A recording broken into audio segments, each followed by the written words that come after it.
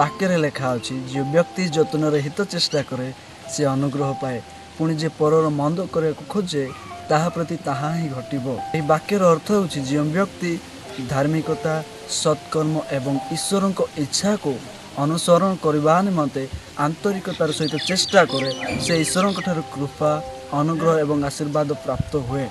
ସେ ସମାଜର ପ୍ରିୟ ପାତ୍ର ହୁଏ, ତାର ଉଦ୍ଦେଶ୍ୟ ସାଧିତ ହୁଏ। କିନ୍ତୁ ଯେ ଅନ୍ୟମାନଙ୍କର ଅନିଷ୍ଟ କରିବା ନିମନ୍ତେ, ଅନ୍ୟମାନଙ୍କର ମନ୍ଦ କରିବା ନିମନ୍ତେ ଷଡ଼ଯନ୍ତ୍ର କରେ, ତାର ସେହି ମନ୍ଦ ଉଦ୍ଦେଶ୍ୟ ଫଳରେ ସେ ଯେଉଁ ଷଡ଼ଯନ୍ତ୍ର କରିଥିବ ସେହି ଷଡ଼ଯନ୍ତ୍ରରେ ନିଜେ ହିଁ ଫସିଯିବ, ସେ ସମସ୍ୟାରେ ନିଜେ ହିଁ ପଡ଼ିଯିବ। ଏହି ବାକ୍ୟ ଆମମାନଙ୍କୁ ଏହା ଶିକ୍ଷା ଦିଏ ଯେ ଯାହା ବୁଣେ ତାହା ହିଁ କାଟେ।